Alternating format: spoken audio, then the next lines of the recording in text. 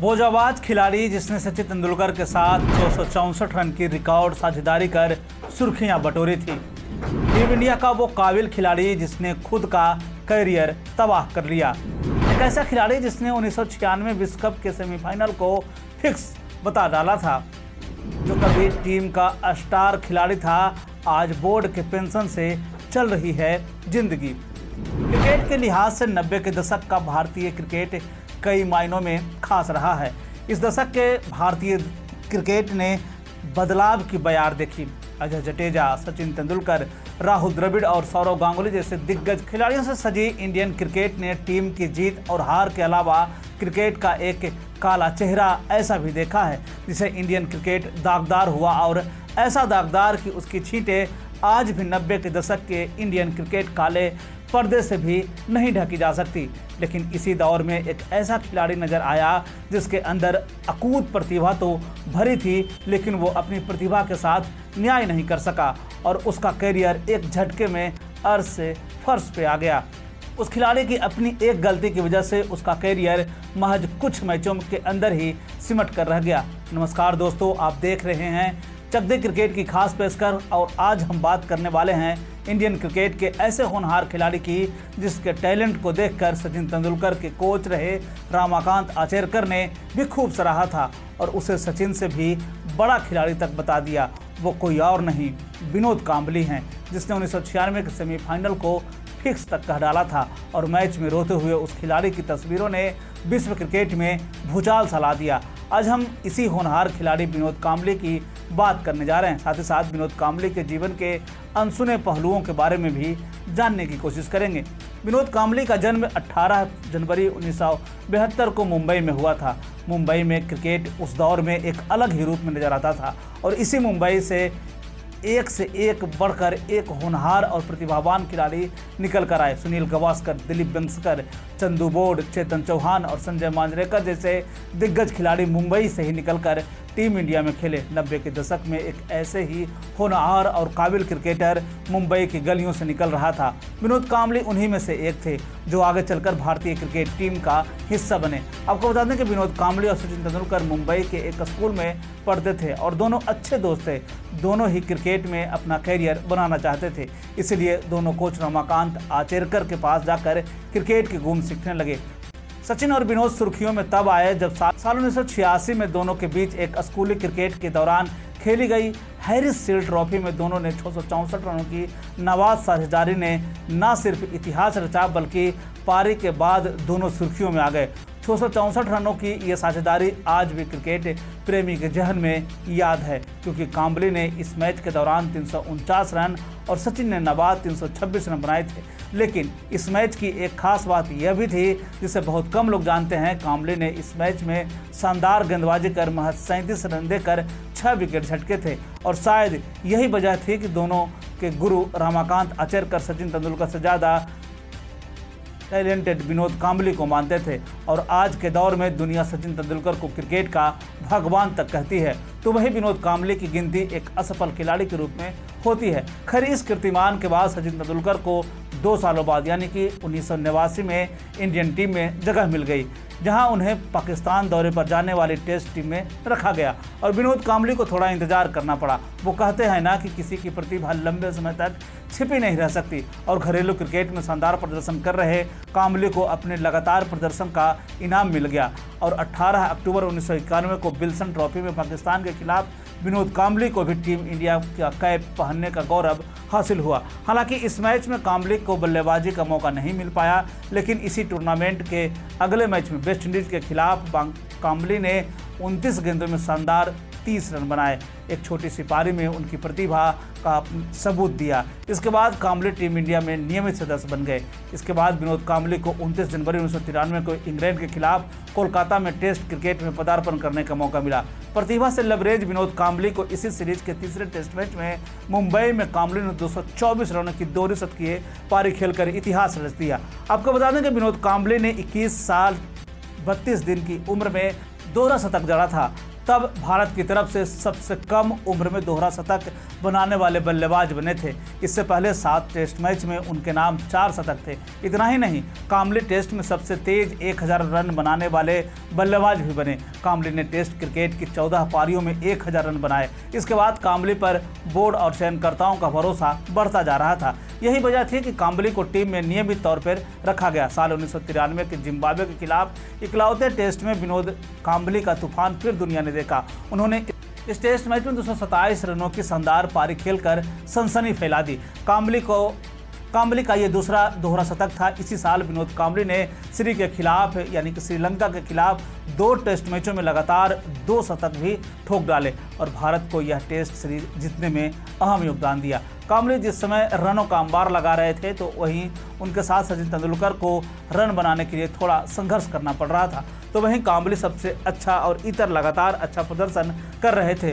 फिर आया साल 1996 का विश्व कप, जिसका मेजबानी पाकिस्तान श्रीलंका के साथ भारत भी कर रहा था। इस पूरे विश्व कप में भारतीय टीम के कप्तान मोहम्मद अजहरुद्दीन की अगुवाई में शानदार प्रदर्शन कर रही थी और विश्व कप जीतने के प्रबल दावेदार भी मानी जा रही थी। लेकिन इसी विश्व कप में सेमीफाइनल में एक ऐसा वाकया हुआ जिसे उस दिन को भारतीय क्रिकेट का काला दिन कहा जाए तो शायद गलत नहीं होगा। दरअसल 13 मार्च 1996 को खेले गए सेमीफाइनल को लेकर क्रिकेट प्रेमियों के मन में आज भी टीस उठती रहती है। टीम इंडिया का मुकाबला था श्रीलंका से, जिसकी अगुवाई अर्जुन रणतुंगा कर रहे थे। पहले बल्लेबाजी करते हुए श्रीलंका की टीम ने 251 रन बनाए। मतलब साफ था कि भारत को अगर फाइनल में पहुंचना है तो किसी भी हाल में 252 रन बनाने होंगे। भारत के लिए यह कोई बहुत बड़ा लक्ष्य नहीं था, क्योंकि टीम की बल्लेबाजी में गहराई थी। सचिन तेंदुलकर, नवजोत सिंह सिद्धू, संजय मांजरेकर, अजय जडेजा, मोहम्मद अजहरुद्दीन जैसे प्रतिभावान खिलाड़ी उस टीम में मौजूद थे। दरअसल हुआ कुछ यूं कि 252 रनों को लक्ष्य का पीछा करने उतरी भारतीय टीम की शुरुआत बहुत खराब रही। नवजोत सिंह सिद्धू 3 रन बनाकर चलते बने।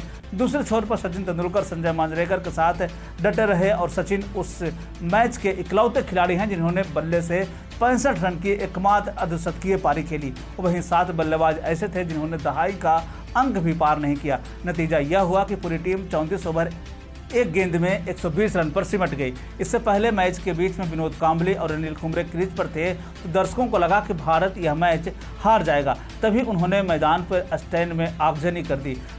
सभी खिलाड़ियों को तुरंत मैदान से बाहर ले जाया गया। हैरानी तब हुई जब मैदान से बाहर जा रहे काम्बली की आंखों में आंसू थे। इधर मैच रेफरी ने श्रीलंका को विजेता कर दिया और भारत विश्व कप से बाहर हो गया। यह भारतीय विश्व कप इतिहास की सबसे खराब तस्वीर थी, क्योंकि भारतीय टीम तब चैंपियन बनने की प्रमुख दावेदारों में से थी।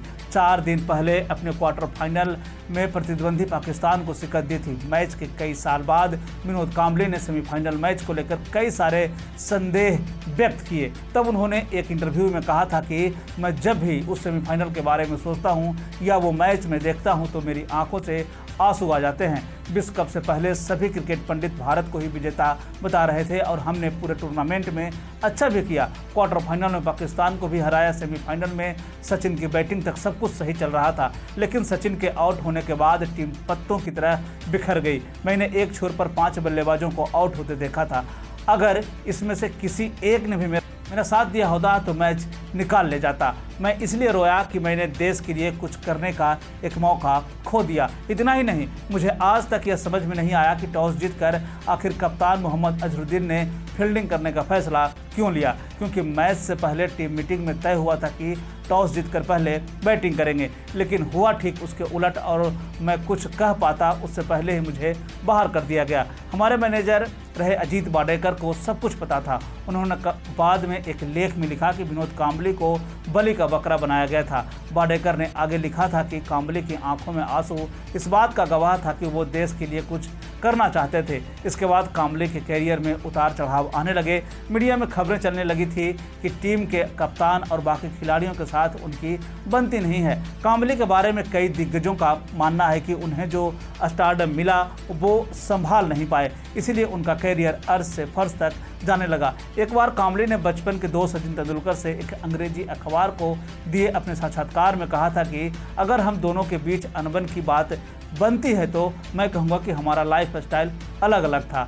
यहाँ तक वे हमारे स्वभाव में भी अंतर था। मेरे परिवार की नज़र हमेशा मुझ पर रहती थी, इसीलिए मुझे हमेशा ज़मीन से जोड़े रखा। मैं विनोद काम्बली के बारे में कुछ नहीं कह सकता। मैं इतना जानता हूं कि मेरे से काम्बली की लाइफ स्टाइल बहुत अलग है और इसीलिए काम्बली का चमकदार करियर बहुत जल्द अर्श से फर्श तक आ गया और वो टीम के अंदर बाहर होने लगे। क्या आप जानते हैं कि विनोद काम्बली को टीम से बाहर होने के बाद तकरीबन 9 बार वापसी की, लेकिन वह एक बार भी दोहरा अपनी जगह पक्की नहीं कर पाए। काम्बली ने एक बार आरोप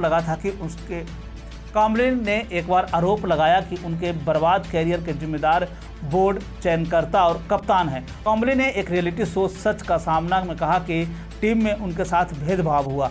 जब वे बुरे दौर से गुजर रहे थे तो सचिन ने मेरी मदद करनी चाहिए थी। सचिन जब रिटायर हुए तो उन्होंने अपनी स्पीच में काम्बली का नाम तक नहीं लिया। विनोद काम्बली की अगर निजी जिंदगी की बात करी जाए तो वो भी काफ़ी उतार चढ़ाव भरी रही। विनोद काम्बली की पहली पत्नी नाइला लुइस थी। नाइला ने तलाक के बाद काम्बली ने मॉडल एंड्रिया हेविट से शादी की। दोनों ने एक दूसरे के बीच में करीब 6 साल तक डेट किया और फिर साल 2006 में दोनों ने एक दूसरे के हो गए। इसके बाद 2010 में उन्हें एक बेटा हुआ जिसका नाम जीसस क्रिस्टियानो काम्बली रखा गया। काम्बली ने साल 2014 में फिर ईसाई धर्म से रीति रिवाज से चर्च में शादी की। इस शादी में उनका बेटा बाराती बना था और इस साल दोनों की एक बेटी हुई जिसका नाम जोहाना क्रिस्टियानो रखा गया। एंड्रिया हेविट ने काम्बली पर मारपीट का आरोप लगाया था। मुंबई के थाने में FIR दर्ज कराई गई थी। फिलहाल अब सब ठीक है। काम्बली ने 8 नवंबर 1998 को अपना आखिरी टेस्ट और 29 अक्टूबर 2000 को अपना आखिरी वनडे खेला। काम्बली ने साल 2011 में अंतर्राष्ट्रीय क्रिकेट को अलविदा कर दिया।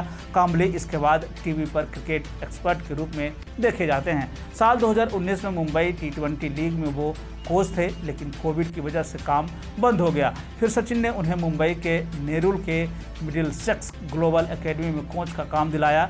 काम्बली ने क्रिकेट के बाद फिल्मों में काम किया, राजनीति में भी आए, लेकिन उनका सिक्का कहीं ना जम पाया। चलते विनोद काम्बली के करियर पर नज़र डालें तो काम्बली ने 17 टेस्ट मैचों में 54 की औसत से 1084 रन बनाए। टेस्ट में उनका सर्वाधिक स्कोर 227 रन का है। उन्होंने भारत के लिए 104 वनडे मुकाबले भी खेले जिसमें 32 की औसत से 2477 रन बनाए। वनडे में काम्बली ने 2 शतक और 14 अर्धशतक अपने नाम दर्ज किया। वनडे मैच में काम्बली का सर्वाधिक स्कोर 106 रन का रहा। दोस्तों, विनोद काम्बली जैसे प्रतिभावान खिलाड़ी के साथ तो दुर्व्यवहार किया गया। क्या काम्बली ने अपना करियर खुद ही बर्बाद किया या फिर उनके पीछे कोई और था? आप इन सभी चीज़ों को कैसे देखते हैं? अगर आप विनोद काम्बली आपके फेवरेट खिलाड़ी हैं तो आप हमें अपनी राय वीडियो में कमेंट करके ज़रूर बताएं। ऐसे ही इंटरेस्टिंग वीडियो और खबरों के लिए बने रहिए हमारे साथ। अगले अंक में मिलेंगे एक और खिलाड़ी की जीवनी के साथ। अभी दीजिए इजाज़त। धन्यवाद।